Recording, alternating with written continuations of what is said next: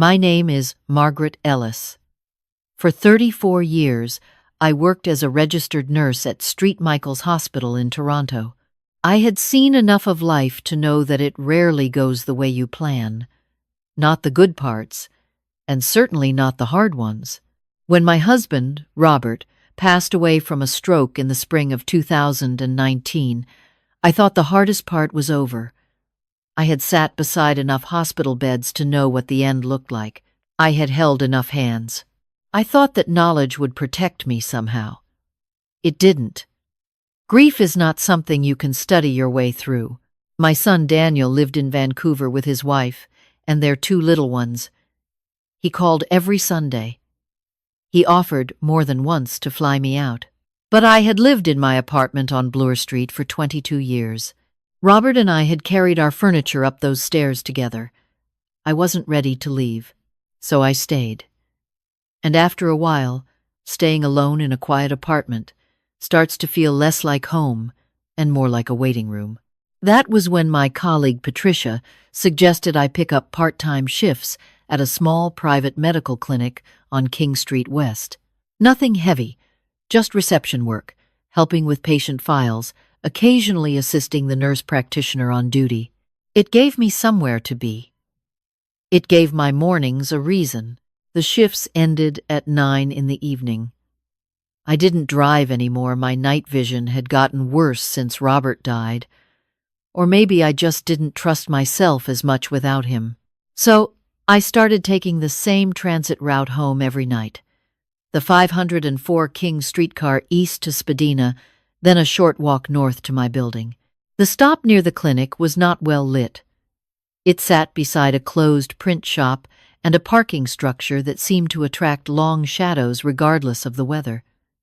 Most nights, I was the only one waiting. That was when I started noticing the security guard at the parking structure across the street. His name, I would later learn, was Kwame. He was in his mid-40s, broad-shouldered, with a calm face that reminded me a little of the senior surgeon I had worked under for a decade. The kind of man who never seemed rattled, no matter what came through the door. Kwame worked the evening shift at the structure, and his post was a small glass booth just inside the entrance. From where I stood at the streetcar stop, I could see him clearly. The first night I noticed him, he nodded at me. Just a small, professional nod. The kind that says, "I see you and you are safe." I nodded back. The second week, it was raining. I had forgotten my umbrella, and I was standing under the thin overhang of the print shop, doing my best not to get soaked. Kwame stepped out of his booth, crossed the street with an umbrella, and held it over me without a word until the streetcar came. When I thanked him, he simply said, "No trouble at all, ma'am. You're here every night." I had not expected to be noticed. That small thing being noticed stayed with me the entire ride home. After that, I started bringing him a coffee. Tim Hortons, double-double, in a paper cup with a lid. It seemed like the right thing to do for a man standing outside in a parking structure for 8 hours. He accepted it with a quiet thank you the first time, and after that, it became a routine neither of us discussed. I brought the coffee. He accepted it. We exchanged a few words about the weather, or how busy the streetcar had been, and then I went on my way. This went on for nearly 4 months. I did not think of it as anything meaningful at the time.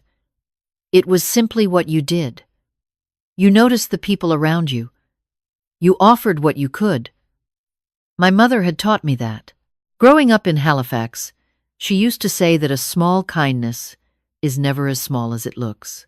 I had mostly forgotten that lesson in the years of busyness raising Daniel, working long hospital shifts, managing a household.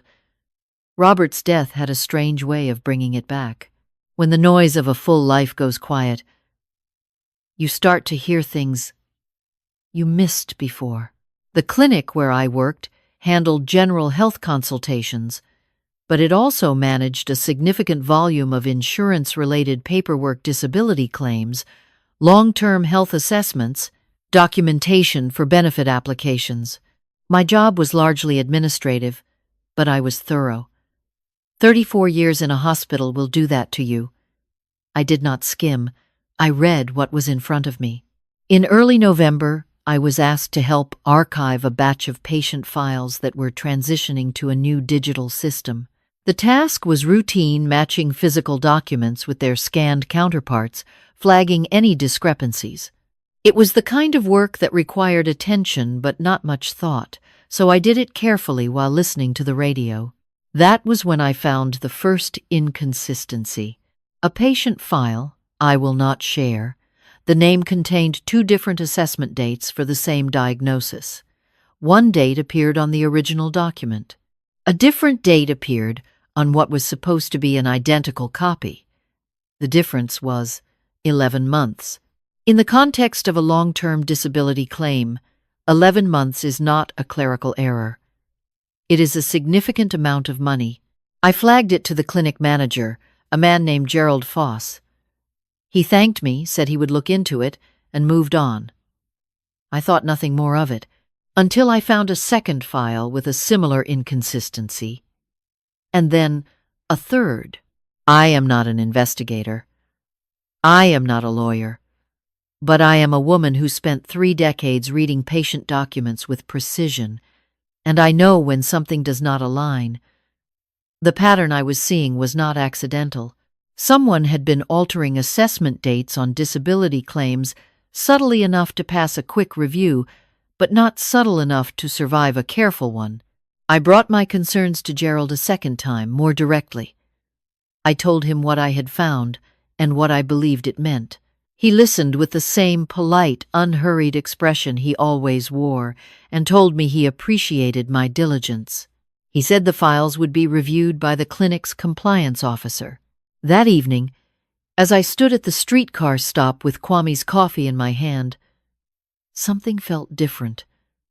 I could not name it precisely. A kind of alertness I hadn't felt since my years in the emergency ward, that low, particular hum in the back of your mind that tells you to pay attention. Kwame came to the door of his booth when he saw me cross the street. He accepted the coffee as usual, but he looked at me for a moment before he spoke. "You're later than usual tonight," he said. I was. I had stayed an extra 40 minutes finishing the archive work. "Long shift," I said. He nodded slowly. Then he said, "Miss Ellis, can I ask you something?" In 4 months, he had never asked me anything personal. I said yes. "Do you know a man named Gerald Foss?" I felt the streetcar stop behind me. I let it go. I told him yes, that Gerald was my manager at the clinic. Kwame set his coffee down on the edge of his booth ledge. He looked across the street, then back at me. "He was here last night," he said. "After midnight. He parked on level 3 and stayed for almost 2 hours. He wasn't with anyone when he arrived, but when he left, he had a bag he didn't come in with." I did not say anything for a moment. "He's been here 3 times in the past 2 weeks, Kwame continued. "Always late. Always that same level. I log every vehicle that comes through. It's part of the job." I recognized his face from the one time he came to the clinic to pick something up, and you were at the desk. You introduced him to me through the window when I walked you to the stop. I had forgotten that. It had been a small moment, a passing introduction, the kind you make without thinking. Kwame had not forgotten. "I don't know what it means," he said. "Maybe nothing. But you mentioned those files to him, and then he started coming here at night. I thought you should know." I stood there in the November cold and understood, in the way you understand something you have been trying not to see, that what I had found in those files was not a small administrative problem, and that Gerald Foss knew I had found it. I did not go to work the next morning. I called my son instead. Daniel had studied business law before switching careers, and he still had contacts at a firm in Vancouver. He was on a flight to Toronto within 24 hours. He did not ask me twice whether I was sure. He simply came. We went together to a lawyer named Sandra Park, who had worked in insurance fraud cases for 17 years. I brought the copies I had quietly made of the flagged files, something I had done not out of suspicion, but out of the same professional habit that had made me a careful nurse. Always keep a record. Sandra listened for 2 hours.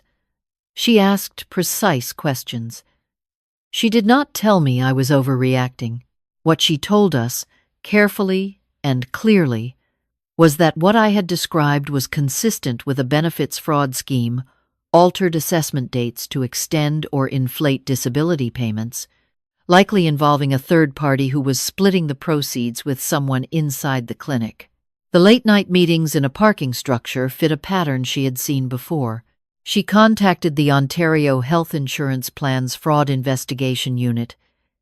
It moved faster than I expected. Within 3 weeks, Gerald Foss was suspended pending a formal investigation. A second individual, an external benefits consultant who had been processing the altered files, was also named. The investigation found that the scheme had been running for approximately 2 years and involved falsified documents across more than 40 patient files. I was asked to provide a formal statement. I did. I sat in a quiet office and answered every question as clearly and completely as I could, the same way I used to write incident reports on the ward, just the facts, in order, without editorializing. During those weeks, I kept going to my streetcar stop. I brought Kwame his coffee. I did not tell him everything because most of it was still under review, but I told him enough. I told him that what he noticed had mattered, that if he had said nothing, I might have simply assumed Gerald was handling it through proper channels, and the files would have continued to sit in a digital archive, unexamined, for years. He was quiet for a moment. Then he said, "My mother used to tell me when something doesn't feel right at midnight. It usually wasn't right at noon either. You just couldn't see it yet." I thought about that for a long time afterward. What I had not known in those 4 months of coffee and brief good evenings was that Kwame had his own weight to carry. He told me, gradually, over the weeks that followed. He had a daughter, Abina, who was 19 and studying nursing at Ryerson. They had been close when she was young, but the years of shift work evenings, overnights, whatever he could get while building toward a permanent position, had put distance between them. Not bitterness, just distance. The kind that grows quietly when a parent is always tired and a child is always waiting. Abina had been trying to get a part-time placement at a medical clinic to fulfill a practicum requirement. She had applied to several and been waitlisted. I mentioned it to the nurse practitioner at my clinic, who had taken over interim management after Gerald's suspension. There was a placement opening in January. Abina interviewed and was offered the position. I did not tell Kwame until after it was confirmed. I didn't want him to feel indebted for something that might not come through. When I told him, he was quiet for a long moment. Then he said her name once, softly, like he was reminding himself of something he had been trying not to hope for. "She called me last night," he said. "First time in a while that we talked about something other than logistics." I nodded. I did not say much. There was not much to say. Daniel stayed in Toronto for 10 days. He helped me go through some of Robert's remaining boxes, things I had been postponing for 2 years. We ordered in butter chicken from a place on College Street that Robert had always loved, and we watched old hockey games on the laptop, the way we used to when Daniel was young, and Robert would explain every play in elaborate and mostly inaccurate detail. It was the best 10 days I had had since the funeral. On the last evening before Daniel's flight back, he sat across from me at the kitchen table and said, "Mum, you could have just filed the report anonymously. You didn't have to put your name on it." I told him I knew. He looked at me for a moment. "Were you scared?" I thought about that honestly, the way I try to think about most things. "Yes," I said, "for about 2 days. And then I was more scared of what it would mean to say nothing." He nodded. He reached across the table and put his hand over mine, the way Robert used to when he wanted me to know he was listening. Daniel has his father's hands. I noticed that for the first time that night, and I was grateful for it. I still work at the clinic. Under new management, the culture is different, more careful, more transparent. I still take the 504 King streetcar home at 9 in the evening. I still stop at the parking structure on my way to the stop. Kwame and Abina had dinner together last month for her birthday. The first birthday dinner they had shared in 4 years, he told me. She is doing well in her practicum. She wants to specialize in geriatric care. I told him she would be very good at it. He smiled in that quiet way of his and said, "She gets the patience from her mother," I said. "And the observation from you." He didn't argue with that. I think about my mother's words often now. A small kindness is never as small as it looks. I brought a man a cup of coffee on cold evenings because it seemed like the right thing to do. That is all I did. I did not do it to be protected, or to be seen, or to be repaid in any currency. I did it because he was standing in the cold, and I walked past a Tim Hortons every night. But here is what I have learned. In 63 years of living, and 34 years of caring for people, kindness has a memory. It settles into people quietly, the way warmth settles into a cold room. You don't always see it happening. And then, one November night, it looks up and says, "I see you, and you should know this. Be kind, not because you expect anything back. Be kind because the world is colder than it needs to be, and you have the ability to change that in whatever small way you can. And be kind with your eyes open and your boundaries clear, because a good heart does not mean a careless one. That is all I have to tell you. I hope it was worth your time."